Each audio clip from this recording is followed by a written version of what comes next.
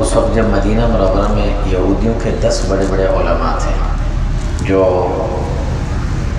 ان کے احبار کہلاتے تھے، ان 10 کے بارے میں آپ صلی اللہ علیہ وسلم نے موقع پر فرمایا تھا کہ اگر یہ 10 آدمی راہ راست پر آ گئے، یہ مسلمان ہو گئے، تو پوری دنیا سے یہودیت ختم ہو جائے گی، سب یہودی مسلمان ہو جائیں گے۔ لیکن ان میں سے صرف ایک شخص تھے جن کا نام تھا حضرت عبداللہ بن سلام رضی اللہ تعالیٰ عنہ، وہ مسلمان ہوئے تھے۔ یہ عبداللہ بن سلام رضی اللہ تعالیٰ عنہ خود اپنا واقعہ سناتے ہیں، اور اللہ رب العزت سے جو آدمی، جو شخص حق کا طالب ہو اور حق بات اور حق راستہ اللہ سے مانگے، اللہ رب العزت اسے حق راستے پر چلا دیتے ہیں، اس کے لیے راستہ کھول بھی دیتے ہیں۔ ان کے دل کو اللہ رب العزت نے کھول دیا تھا۔ عبداللہ بن سلام رضی اللہ فرماتے ہیں جب حضور صلی اللہ علیہ وسلم مدینہ آئے ہجرت فرما کر، تو میں دیکھنے گیا کہ یہ کون شخص ہیں جو نبوت کے دعوے دار ہیں، مکہ مکرمہ سے آئے، ان کی شخصیت کیا ہے، کون ہے یہ، کیا ان کی صفات ہیں، میں نے دیکھو تو صحیح۔ فرماتے ہیں جب میری نظر پہلی مرتبہ حضور صلی اللہ علیہ وسلم کے آپ کے چہرے مبارک پر پڑی، تو مجھ پر یہ بات بالکل کھل کر واضح ہو گئی، اور میں پہچان کیا، عرفت ان وجہہ لیس بوجہ کذاب، کہ یہ چہرہ انور کسی جھوٹے شخص کا نہیں ہو سکتا۔ ابھی میں نے گفتگو نہیں کی تھی آپ سے، صرف دیکھا تھا میں نے، تو چہرے کو دیکھ کر ہی مجھے اتنا مجھ پر اثر ہوا کہ مجھے یقین ہو گیا کہ یہ کسی جھوٹے آدمی کا چہرہ نہیں ہو سکتا، یہ واقعی شخص سچے ہے۔ فرماتے ہیں اس کے بعد مسلمان ہو گئے، تو فرماتے ہیں کہ رسول اللہ صلی اللہ علیہ وسلم نے مجھے سب سے پہلے جن باتوں کی تعلیم دی ہے، جو باتیں مجھے بتائیں، جو باتیں جو ارشاد فرمائی آپ نے، وہ 4 باتیں تھیں۔ اس وقت تو چونکہ حضرت عبداللہ بن سلام رضی اللہ تعالیٰ عنہ سامنے تھے، وہ مخاطب تھے بظاہر، لیکن یہ ساری امت کے لیے اور قیامت تک آنے والے انسانوں کے لیے تھی یہ 4 باتیں۔ عبداللہ بن سلام رضی اللہ فرماتے ہیں حضور نے فرمایا یا ایھا الناس، اے لوگوں، ساری دنیا کے لوگوں سنو، فرمایا یہ 4 کام تم نے کرنے، افشوا السلام، اطعموا الطعام، وصلوا الارحام، وصلوا باللیل والناس نیام، تدخلوا الجنت بسلام۔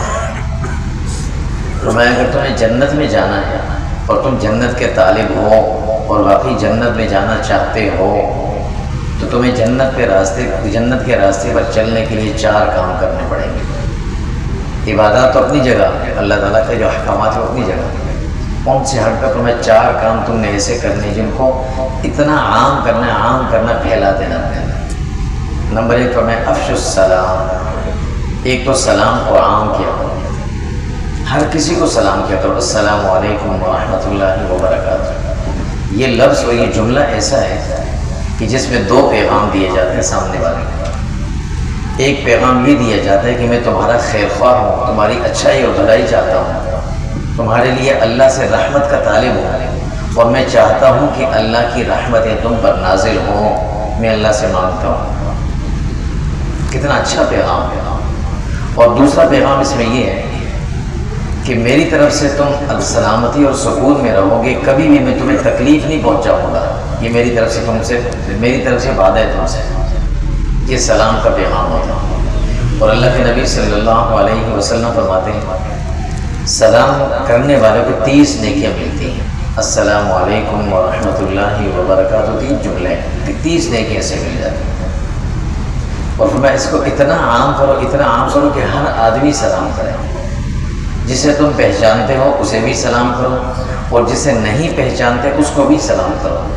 اور قیامت کی نشانی میں آپ نے فرمایا کہ یہ ہے کہ لوگوں سے یہ سلام کی جو عادت ہے یہ ختم ہو جائے گی، آہستہ آہستہ لوگ سلام کرنا چھوڑ دیں گے، اور اگر کسی کو سلام کریں گے بھی تو صرف اس شخص کو کریں گے جس کو پہچانتے ہو، جسے نہیں پہچانتے اسے سلام نہیں کریں گے۔ ایک مسلمان معاشرے میں جب انسان رہتا ہو تو حسن زن یہی کہ سامنے والے سارے مسلمان ہیں، لہٰذا سب کو سلام کرنا چاہیے، السلام علیکم، چاہے وہ بالمشافہہ گفتگو ہو یا بالواسطہ گفتگو ہو، ٹیلی فون کے ذریعے موبائل پر ہو، تو سب سے پہلا جملہ یہ ہونا چاہیے السلام علیکم، اور اس کے بعد اپنا تعارف۔ یا کسی کے گھر جانا ہو تو اللہ کے نبی صلی اللہ علیہ وسلم کی سنت یہ تھی کہ دروازے پر جاتے دستک دیتے تو تھوڑا سا ہٹ کے کھڑے ہو کر کہتے السلام علیکم میں فلاں ہوں، سب سے پہلے سلام، اور پھر اس کے بعد کہتے کہ میں فلاں ہوں۔ اور پھر حضور صلی اللہ علیہ وسلم نے ایک موقع پر یہاں تک بھی فرمایا، فرمایا جو شخص تمہارے پاس آنا چاہے، تم سے ملنا چاہے، اور وہ تم سے اجازت مانگے سلام کیے بغیر، اسے اجازت نہ دو۔ ایک صحابی حضور صلی اللہ علیہ وسلم کے پاس، جو کہ حضور تو معلم تھے، آپ لوگ ساری دنیا کے لیے معلم بن کر بھیجے گئے تھے، آپ نے عملی طور پر ہر بات صحابہ کو سکھائی، اور صحابہ کو اس لیے سکھائی کہ صحابہ نے آگے آنے ساری دنیا تک یہ پیغام پہنچانا تھا۔ ایک صحابی حضور سے ملنے کے لیے آئے، فرماتے ہیں کہ میں بھول گیا، حضور صلی اللہ علیہ وسلم اپنے گھر میں تھے، میں سیدھا آیا اور اندر چلا گیا، تھے اکیلے حضور صلی اللہ علیہ وسلم۔ تو حضور نے مجھے فرمایا واپس جاؤ، باہر کھڑے ہو اور باہر سے پہلے سلام کرو، پھر مجھ سے اجازت مانگو، پھر میں تمہیں اجازت دوں گا، پھر اندر آؤ۔ یہ عملی طور پر مشق کروائی حضور نے، اور یہ اس لیے کروائی کہ آگے چل کر کبھی بھی یہ شخص اس طریقے کو بھولے گا نہیں، ہمیشہ اسے یاد رکھے گا۔ تو سلام کو عام کرنا یہ حضور صلی اللہ علیہ وسلم کو بہت پسند ہے۔ اور فرمایا جو آدمی سلام میں ابتدا کر رہا ہے، البادئ بالسلام برئ من الکبر، یہ اس بات کی نشانی ہے کہ اس شخص کے دل میں تکبر نہیں ہے۔ ظاہر دوسرا، ہر آدمی دوسرے کے لیے خیر خواہی چاہے، دوسرے کو دعا دے، دوسرے کو امن کا پیغام دے، تو وہی دے سکتا ہے جس کے دل میں شفقت اور محبت ہو، جس کے دل میں تکبر ہوگی کبھی نہیں کرے گا۔ تو سلام اتنا عام کرنا چاہیے، اور اس میں انتظار بھی نہیں کرنا چاہیے کہ دوسرا آدمی سلام کرے تو میں کروں، پہل کرنی چاہیے، پہل کرنے والے کو زیادہ ثواب ملتا ہے، ہمیشہ اجر میں وہی آدمی آگے نکلتا ہے جو کسی نیکی کے عمل میں پہل کرے گا۔ تو افشوا السلام، حضور نے فرمایا، عبداللہ بن سلام فرماتے ہیں حضور نے پہلا جملہ جو مجھے اس وقت سنایا وہ یہ کہا کہ لوگوں سے کہو کہ افشوا السلام، لوگ سلام کو عام کریں، یہ مسلمانیت کی نشانی ہے۔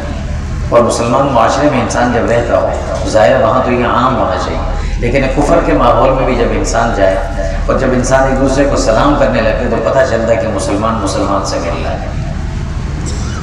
دوسری چیز فرمایا وَأَطْعِمُوا الطَّعَامَ، ضرورت مندوں اور حاجت مندوں کو، خاص طور پر وہ لوگ جو بھوک اور افلاس میں مبتلا ہوں، ان کی مدد اور اعانت کرو، کیونکہ وہ زمانہ جو تھا وہ بڑی قسم پرسی کا زمانہ تھا، بڑی قلت اشیاء کا دور تھا۔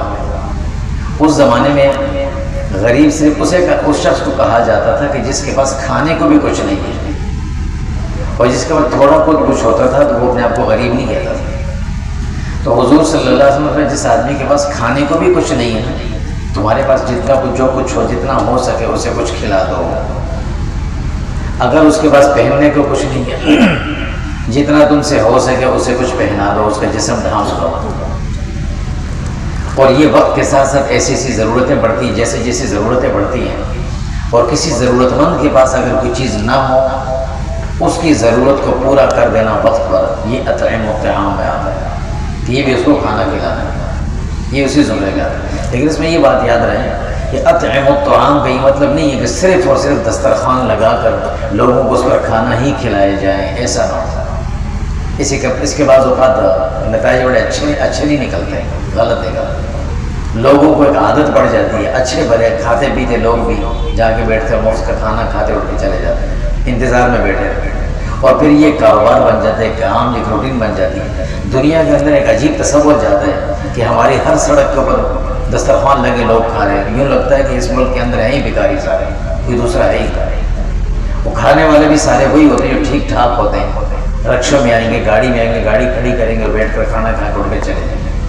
اور پھر ایک غلطی اس میں یہ ہوتی ہے کہ لوگ اس میں زکوٰۃ کا پیسہ لگا رہے ہوتے ہیں، حالانکہ وہ زکوٰۃ بغیر دیکھے لگ رہی، صحیح لگ رہی، غلط لگ رہی، ایسا نہیں ہونا چاہیے۔ حضور صلی اللہ علیہ وسلم نے اس بات کو ناپسند فرمایا۔ ایک صحابی حضور کے پاس آئے، فرمایا یا رسول اللہ گھر میں بہت زیادہ بھوک اور افلاس ہے، تو کچھ بھی نہیں میرے پاس کھانے کو، کچھ ہے تو مجھے دے دیں۔ حضور نے فرمایا جاؤ گھر میں دیکھ کر آؤ کیا تمہیں ملتا ہے، کچھ چیزیں لے کر آؤ۔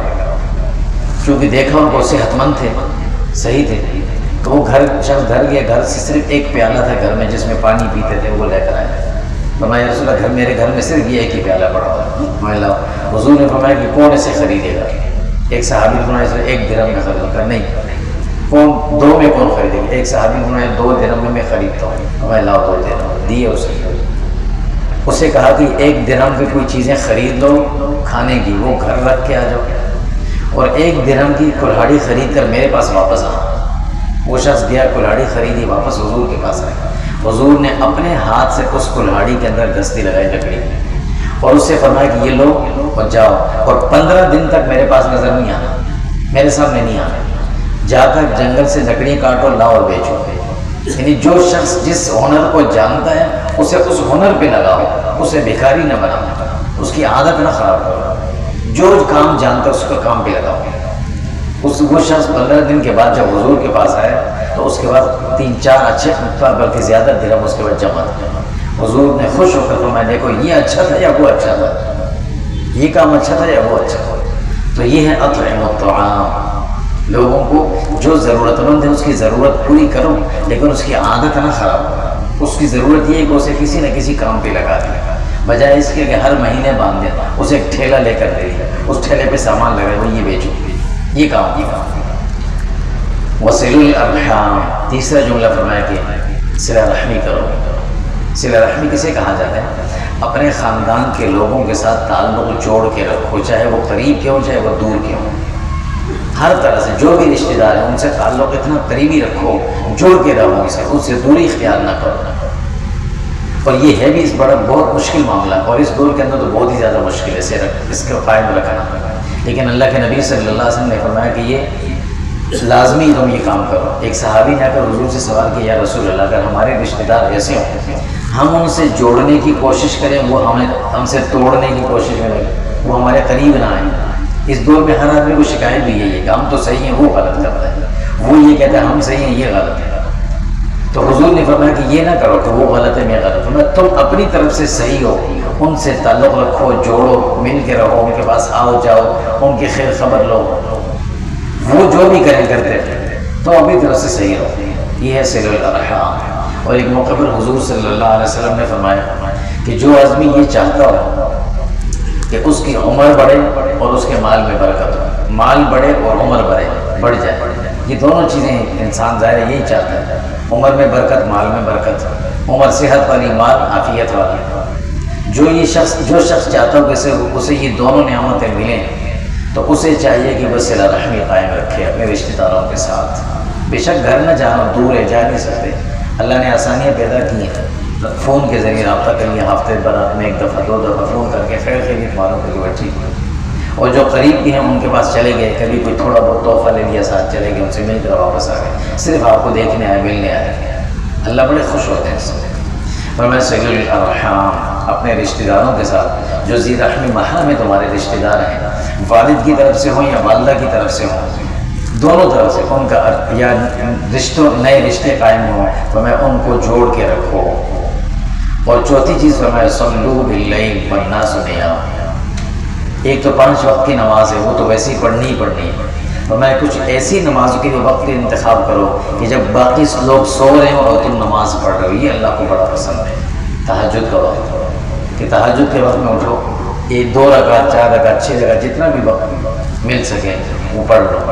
یہ وہ وقت ہے کہ جس میں باقی لوگ آرام کریں، سب سو رہے ہو، ساری مخلوق سو رہی ہو، اور انسانوں میں سے کچھ اللہ کی طرف متوجہ ہو، اور اس وقت میں اللہ رب العزت، حدیث میں اللہ رب العزت آسمان دنیا پر سب سے نیچے آ کر لوگوں کو آواز دے دیں کہ کوئی مجھ سے مغفرت مانگنے والا ہے اس کی مغفرت کر دوں، کوئی مجھ سے رزق مانگنے والا ہے اسے رزق دوں، کوئی مجھ سے صحت مانگنے والا ہے اسے صحت دوں، کوئی مجھ سے کچھ بھی مانگنے والا ہے میں اسے دے رہا ہوں، آئے مانگے۔ تو یہ وقت پسندیدہ وقت ہے۔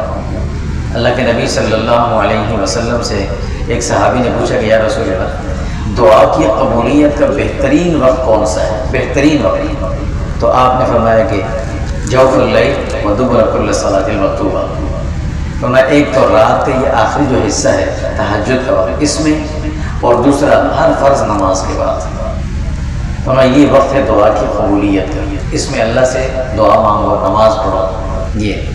یہ چار کام فرمایا، افشوا السلام، اطعموا الطعام، وصلوا الارحام، وصلوا باللیل والناس نیام۔ یہ چار کام کر لو، آگے نتیجہ خود فرما دیا، خود اللہ کے نبی نے سنا دیا، تدخلوا الجنت بسلام، پھر تمہیں کوئی روک نہیں سکتا جنت میں جانے سے، سلامتی کے ساتھ بغیر روک ٹوک کے تم سیدھا جنت میں جاؤ گے، امن اور سکون اور عافیت اطمینان کے ساتھ سیدھا جنت میں جاؤ گے۔ تو عبداللہ بن سلام رضی اللہ تعالیٰ عنہ فرماتے ہیں کہ حضور کی زبان مبارک سے جو سب سے پہلے میں نے کلمات سنے وہ یہ چار کلمات تھیں، اور اللہ نے ان کلمات کو ایسے محفوظ کیا، کیونکہ وہ صحابہ تھے، صحابہ سے اللہ نے یہ کام لیا، محفوظ کر کے وہ کلام اور وہ پیغام اس امت تک اور آنے والی امت قیامت تک آنے والے آخری انسان تک یہ پہنچا دیا۔ اب یہ ہمارا کام ہے کہ ان پیغامات نبویہ کو سننا، ان کو سمجھنا، ان کے مطابق عمل کرنا، اور اس پر مرتب ہونے والے نتیجے کا یقین رکھ کے اس پر عمل کرنا۔ اللہ تعالی ہم سب کے لیے آسانیاں پیدا فرمائے۔ وصلی اللہ تعالی علیہ الحمدللہ رب العالمین۔ اللہم صلی علی محمد وعلی آل محمد كما صليت على إبراهيم وعلى آل إبراهيم إنك حميد مجيد۔